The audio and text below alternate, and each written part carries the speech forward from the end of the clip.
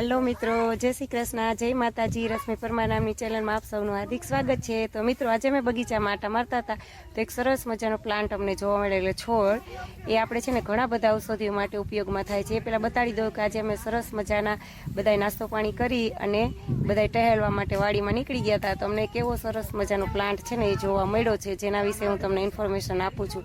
કોઈને કામ લાગે તો જરૂરથી કહેજો અને તમે એ પ્લાન્ટને શું કહો છો તમારા વિસ્તારની અંદર એ પણ જરૂરથી જણાવજો।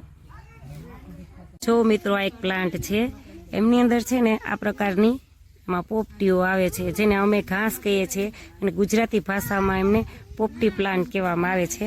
જો અહીંયા બીજો પણ રહ્યો આ પ્લાન્ટ છે, જેની અંદર આવી પોપટી આવેલી હોય છે।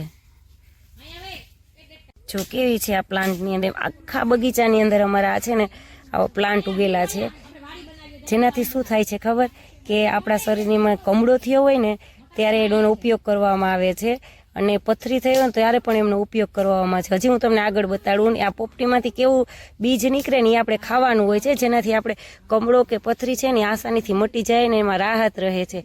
આવું તમારા ખેતરની અંદર થાય તો જરૂરથી મને કહેજો। હજી હું જો આગળ બીજા 2-3 પ્લાન્ટ છે તમને બતાડું કે કેવી હોય। જો આમાં પણ છે, જો કેવા પ્રકારના એમાં પોપટા આવેલા છે એવું જો હજી આગળ પણ આખા બગીચાની અંદર આ પ્રકારના છે। આનો દવાની અંદર ઉપયોગ થાય છે। અમે લોકો તો કોઈ દવા એવી કરતા નથી, પણ હું બતાવું છું ખાલી કે કોઈ આના વિશે જાણતું હોય, કોઈને આગળ માહિતી હોય તો આની દવા તરીકે ઉપયોગમાં આવે, કોઈના ખેતરની અંદર થતા હોય તો। વિદેશોની અંદર ફોરેન કન્ટ્રીની અંદર આની ઘણી બધી દવામાં ઉપયોગ થાય છે। જો છે ને કેટલા સરસ મજાના છે।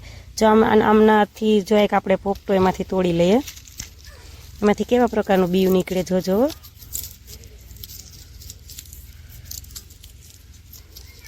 પોપટો તોડીએ ને એમાંથી એક આવું બીયું નીકળે છે, આને છે ને ખાવાનું હોય છે ને આ ખાવાથી છે ને કમળો મટી જાય છે અને ઘણી બધી રાહત રહે છે સાવ, અને પથરીમાં પણ આનો ખૂબ ઉપયોગમાં આવે છે, ખટ્ટું મીઠું લાગે છે। આ બધા પોપટાની અંદરથી આવું બિયા છે ને નીકળે છે। જો આ પણ આપણે એક હાથેથી મોબાઈલમાંથી શૂટિંગ ઉતારું છું ને એટલે નહીં ફાવે, જો નીકળું ને એ બધા પોપટાની અંદર જો આ પ્લાન્ટ છે તો આમાં કેટલા બધા છે। જો એમાંથી આપણે છે ને એક પોપટું લઈ લઈએ, નીચે પડેલું છે ને એ લઈ લઈએ તો એમની અંદર પણ જો છે ને આવું હે ને બીયું નીકળેલું છે। અમારી વાડીની અંદર અમે આટો મારતા હતા ને તો આખા નાળિયેરીના બગીચામાં આવા નાના નાના પ્લાન્ટ છે એમને જોવા મળ્યા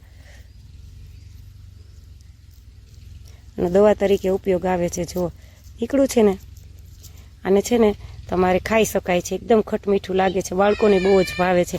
હજી જો આખી નાળિયેરીની અંદર જુદા જુદી જગ્યાએ જો નાના નાના પ્લાન્ટ ઉગ્યા છે, જવા જેમાં ઘાસ ઉગેલું છે ને તો દેખાતા નથી, દેખાય છે ને તમને? તમે જરૂરથી જણાવજો મિત્રો કે આમનું બીજું નામ અથવા તો ઓરિજિનલ નામ શું છે અને તમારા વિસ્તારમાં આ પ્લાન્ટને કયા નામથી ઓળખવામાં આવે છે।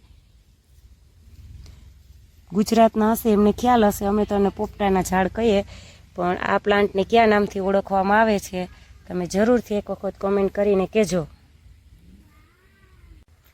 તો તમને આ માહિતી કેવી લાગી જરૂરથી કહેજો। બાય બાય મિત્રો। જાતે જાતે મારી ચેનલ સબસ્ક્રાઈબ કરજો, લાઈક કરજો, કમેન્ટ કરજો।